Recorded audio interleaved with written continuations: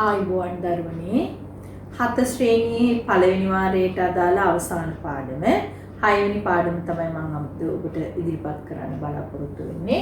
අපි කතා කරන්නේ සත්ව විවිධත්වය ගැන.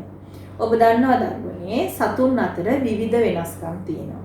ඔබ පාසල් වත්තේ හෝ ඔබේ ගෙවත්තේ ඉන්න සතුන් ටික ලයිස්තිගත කරොත් මේගොල්ලෝ ලයිස්තුවකට ආවහම ඒකේ ඉන්න සතුන්ගේ විවිධ වෙනස්කම් තියෙන බව ඔබට නිරීක්ෂණය කරන්න පුළුවන් වෙනවා.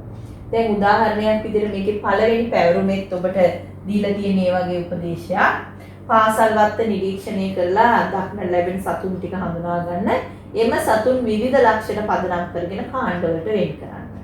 එතකොට එක එක්කෙනා වෙන් කරපු ආකාරය දැන් ඔබ යාළුවොත් එක්ක සංසන්දනය කරොත් වෙන් කරපු ආකාරය. දැන් අපි බැලුවොත් උදාහරණයක් අපි හිතමු බල්ලා, සමනලයා, කාකා, ගැඩවිලා, ගෙම්බා, මදුරුවා ඔය විදියට අපි මේ පාසල් වත්තේ දැකපු සතුන් ටිකක් කියලා හිතමු මේ ඉන්නේ. ඒතර මේගොල්ලෝ වර්ග කරන්න කිව්වොත් ඔබට මේගොල්ලෝ එක එක විදියට වර්ග කරන්න පුළුවන්. පාද ඇති, පාද නැති කියලා වර්ග කරන්න පුළුවන්. නේද? පාද ඇති කිව්වොත් ගැඩවිලා හැරුණාම අනිත් ඔක්කොටම පාද තියෙනවා. ඊට පස්සේ පියාපත් ඇති කිව්වොත් සමනලයයි කාක්කයි වෙනවා. එතකොට අනිත් අයට පියාපත් නැහැ.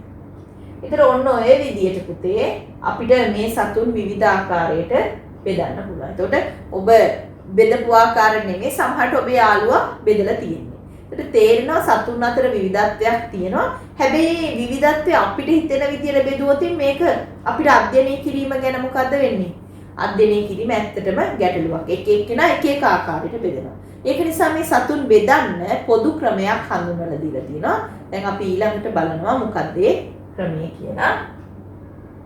මේ තියෙන්නේ ඒ විදියට දැකපු සත්තු ටිකක්. එතකොට ඔබට පේනවා මේ සතුන් අතර කොයිතරම් විවිධත්වයක් තියෙනවද නේද?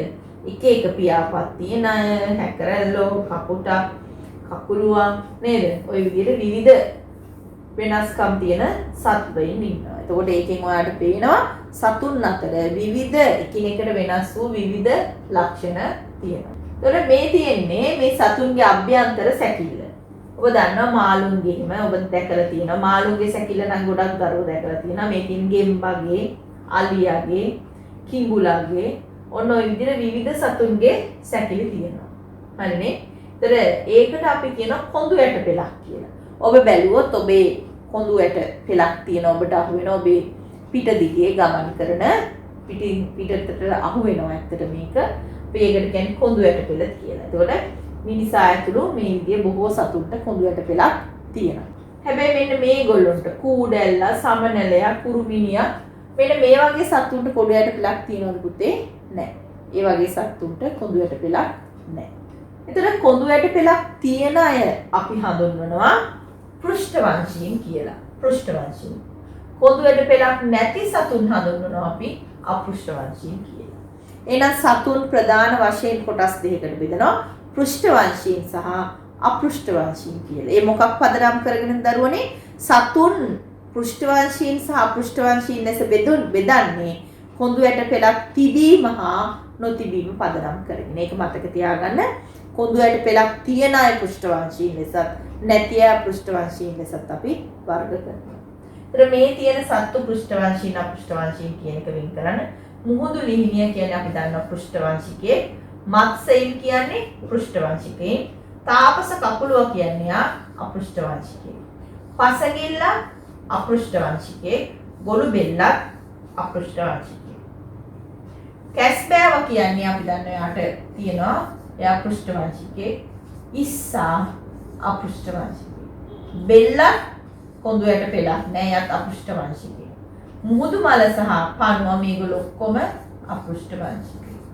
එහෙනම් කොඳු ඇට පෙලක් තියෙන සහ නැති සතුන් අපිට මේ විදිහට පෘෂ්ඨවංශීන් සහ අපෘෂ්ඨවංශීන් ලෙස කාණ්ඩ කරන්න පුළුවන්.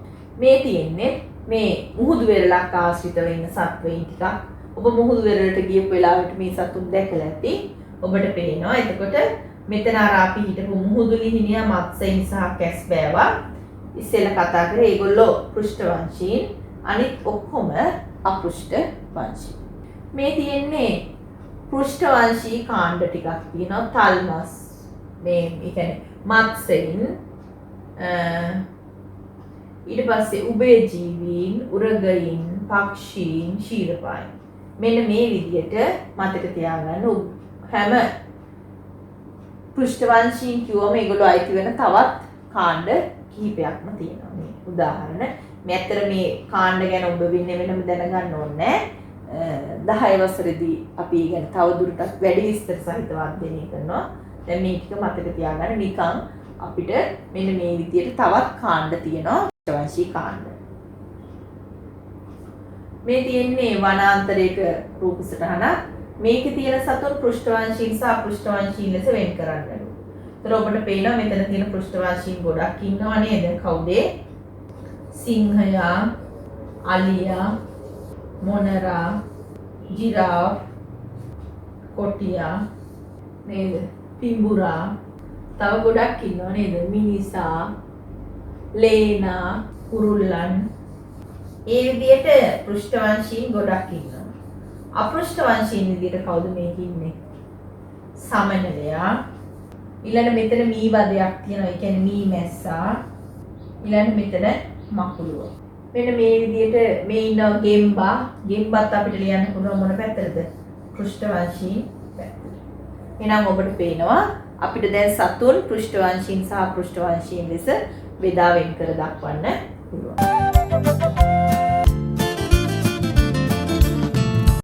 එතකොට ජීවීන් තමන් ඉන්න පරිසරයට විවිධ හැඩ ගැසීම් දක්වන ඔබ දන්නවා.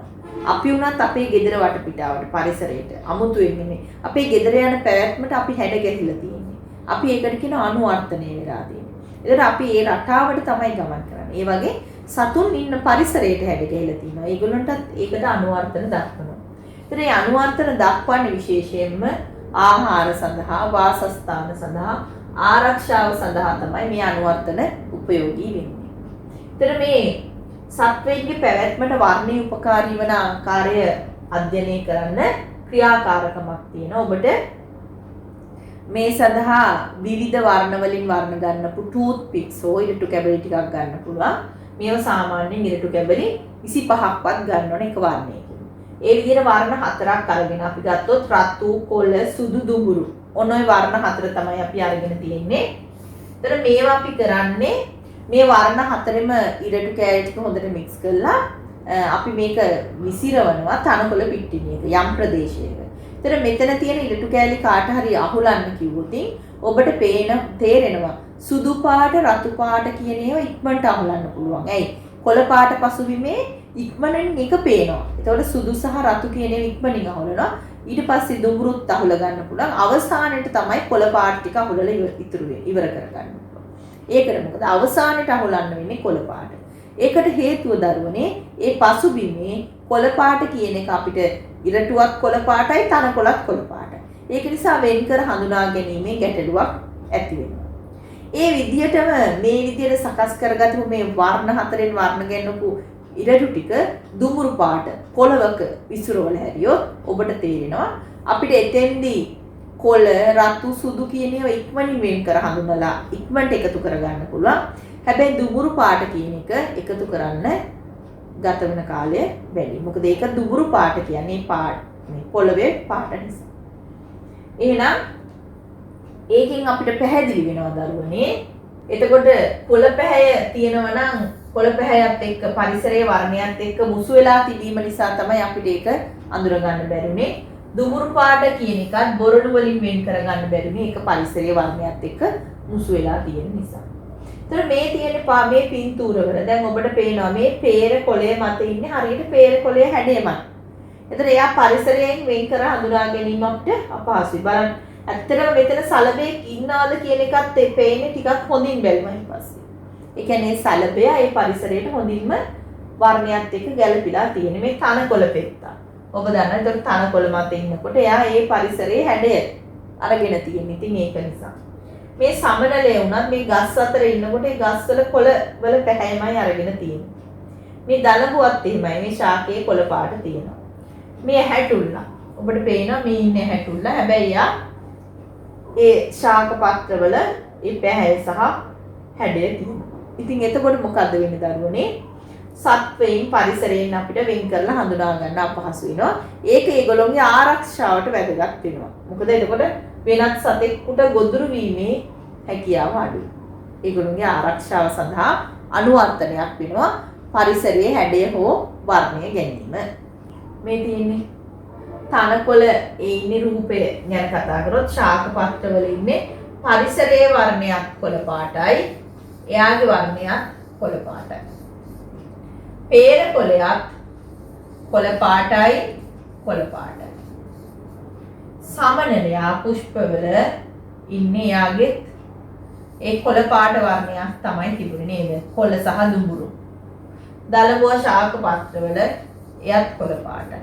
ඇහැටුල්ල ශාක අතුවල එයත් කොළ පාටයි. සලබය ශාක කඳේ කඳත් දුඹුරු පාටයි, එයත් දුඹුරු පාටයි.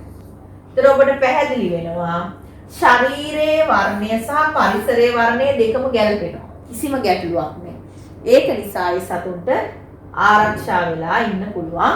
ඒ මොකද ඒ සතුන් පරිසරයෙන් පහසුවෙන් වෙන් කරගන්න බෑ. වෙන් කර ගැනීම අපහසුයි. හරිනේ? ශරීරයේ වර්ණය පරිසරයේ වර්ණය සමග ගැලපීම නිසා සත්වයින් පහසුවෙන් පරිසරයෙන් වෙන් කර ගැනීම අපහසුයි. සත්වයින් පහසුවෙන් පරිසරයෙන් වෙන් කර ගැනීම අපහසු වෙනවා. ඒකට අපි කියන මොකක් කියලාද? වේශාන්තරය. වේශාන්තරය. ශරීරයේ වර්ණය පරිසරයේ වර්ණය සමග ගැලපීම නිසා සත්වයින් පහසුවෙන් පරිසරයෙන් වෙන් කර හඳුනා ගැනීමට අපහසු වීම වේශාන්තරයේ ලෙස හඳුන්වනවා. මේ පේනවනේ ඔබට. මේ ඉන්නේ ගොදුරකට මාන බලන දිවියෙක්. ඒතර එයාට තවත් විලෝපියන්ගෙන් ආරක්ෂා වෙන්නත් පුළුවන්. ඒ වගේම තව වෙනත් ගොදුරුස් පහසුවෙන් සොයා ගැනීමටත් ඒක වැදගත් වෙනවා. ඇයි ඒ? මෙහෙම ඉන්නකොට තවත් සතෙකුට අඳුර ගන්න බැරි තරම්. මොකද දුඹුරු පාටමයි පරිසරයේ වර්ණයත් එක්කම ගිහින් තියෙනවා. ඒ නිසා විලෝපියන්ගෙන් එයාට ආරක්ෂා වෙන්නත් පුළුවන්. එයාට හිමීට ගිහිල්ලා පහසුවෙන් ගොදුරු අල්ලා ගන්නත් පුළුවන්. මේ ඉන්නේ කටුස්සා. ඒතර කටුස්සට පුළුවන් පුතේ ඒ පරිසරයේ වර්ණය අනුව ඒගොල්ලොන්ගේ ශරීර වර්ණය වෙනස් කරගන්න. ඔබ ඒක නම් දැකලා තියෙනව නේද? ඒතර එකක් තමයි ශරීර වර්ණය. අනිත් එක ශරීරයේ හැඩයත් වැදගත් වෙනවා ජීවීන්ගේ පැවැත්ම සඳහා. ඒ හැඩය කොහොමද වැදගත් වෙන්නේ කියන එක බලන්න අපි මේ සරල ක්‍රියාකාරකමක් තියෙන්නේ. මේක ඔබට නිවසේදී කරලා බලන්න පුළුවන්. බණ්ඩාක කරල් දෙකක් අරගෙන එකක් මේ විදිහේ කොටසක් විදිහට අනිත් එක මේ විදිහේ මේ අවසාන කෙලවර කොටස් දෙක කපාගෙන මේ දෙක එකට සම්බන්ධ කරලා අන්න මේ විදිහට සකස් කරගන්න. ඊට පස්සේ මේකට අල්පෙනෙත්තක් සම්බන්ධ කරලා මේ කුඩා ක්ලේ ගුලි දෙකක් මේකට සම්බන්ධ කරන්න. මේ නූල් දෙක සමාන දිගති නූල් දෙකක් තමයි තියෙන්නේ. පැහැදිලිද? එතකොට මෙන්න මේක අපි මේ විදිහට ජලයට දැම්මොත්. ජලයට දැම්මොත් මොකද්ද වෙන්නේ? මෙන්න මේක මුල් අවස්ථාවේ අපි මේ බණ්ඩක්ක ව්‍යුහ දෙක මේ කෙලවරේ තියලා අල්ලගෙන ඉන්නවා. ඊට පස්සේ එකම වෙලාවෙදි මේ දෙකම අතාරිනවා.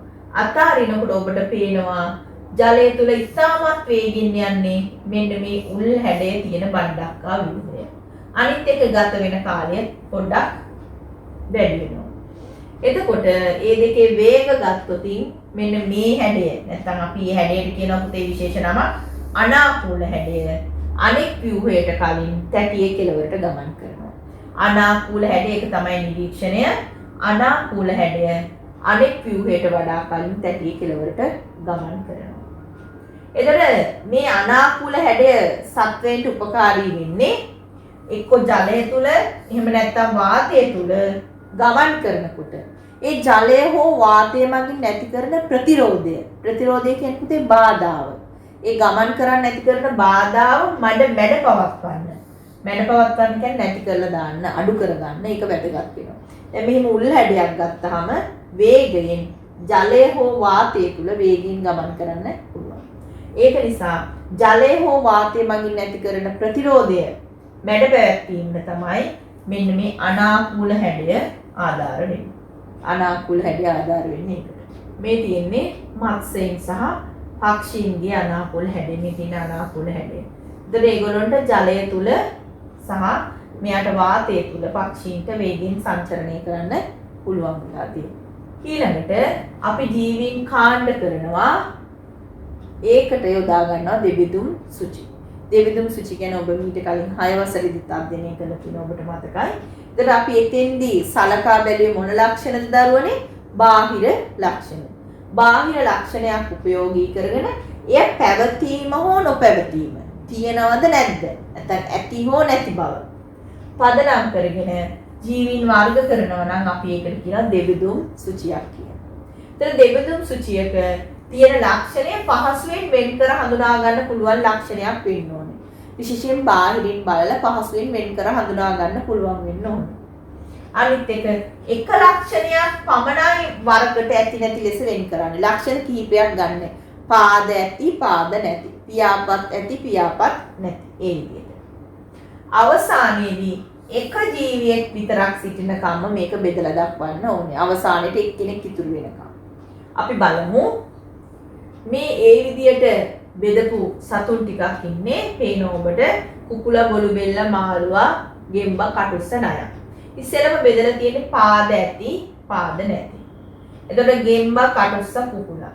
එතකොට මෙතන ඊළඟට බෙදලා තියෙනවා පාද 4ක් ඇති, පාද 4ක් නැති. එතකොට කුකුලා ඉවත් වෙනවා. එතකොට කුකුලා එක්කෙනයිනේ. ඒක නිසා ඒක එතනින් එහාට බෙදන්නේ නැහැ. පාද 4ක් ඇති දෙන්නෙක් ඉන්නවා කටුස්ස සහ ගෙම්බා. වලිගයක් ඇත, වලිගයක් නැත. ඔබට පේනවා බාහිර ලක්ෂණ තමයි ප්‍රයෝගී කරගෙන තියෙන්නේ. එතකොට මෙන්න මේගොල්ලෝ ගෙම්බා ගොළු බෙල්ල, මාළුවා, නය. මාළුවට වරල් තියෙනවා, මේ දෙන්නට වරල් නැහැ. එතකොට වරල් නැති අය බෙදලා තියෙනවා ගොළු බෙල්ලට බාහිර කවචයක් තියෙනවා, නයට බාහිර කවචයක් නැහැ. එතකොට මේ හැම ලක්ෂණයක්ම ගත්තාම ඔබට පේනවා මේවා පහසුවෙන් වෙන් කර ගන්න පුළුවන් සරල ලක්ෂණ. ගොඩක් හිතන්න ඕනේ. හැබැයි අපි බාහිරින් බලලා තමයි මේක කියන්නේ. ශාක භක්ෂක වේ, ශාක භක්ෂක නොවේ එහෙම ලියන්න බෑ. හරිනේ? ඊළඟ මේ ශාක බෙදලා තියෙන මේ විදිහටම දෙවිදුම් සුචියක් ආධාරයෙන් අඹ, මඩු, peer, පොල්, නිදි කුඹා. එතකොට මෙතන පේනවා කඳ අතු බෙදී ඇත. එහෙනම් මේ පැත්තට කඳ අතු බෙදී නැත. කටු සහිත ශාකයක්, කටු රහිත ශාක. එතකොට නිදි කුඹා විතරයි. කටු රහිත අඹ සහ peer ඵලයේ බීජ රාශියක් ඇත. මෙයාගේ බීජ රාශියක් නැත. පොල් සහ මඩු දෙක බෙදලා තියෙනවා. පුෂ්ප හට ගන්නා පොල්, පුෂ්ප හට නොගන්නා මඩු. හොඳයි. ඔන්න ඔය විදිහට දරුවනේ යම් ලක්ෂණයක් ඇති නැති බව පදනම් කරගෙන අපිට දෙබෙදුම් සුචි සකස් කරන්න පුළුවන්. ඉතින් මේ පාඩමේ අපි ඉගෙන ගත්තේ මේ සතුන්ගේ විවිධත්වය ගැන. ඔබට පැහැදිලි සත්ත්ව විවිධත්වය ගැන කතා කරලා අවසානයේදී අපි දෙබෙදුම් සුචි වලින් ඒ සතුන්ගේ විවිධ වෙනස්කම් උපයෝගී කරගෙන සතුන් වර්ග කරලා දක්වන්න උත්සාහ කරා. මේ පාඩම හොඳින් අධ්‍යයනය කරන්න. ඔබ සැමට සුබ දවසක්.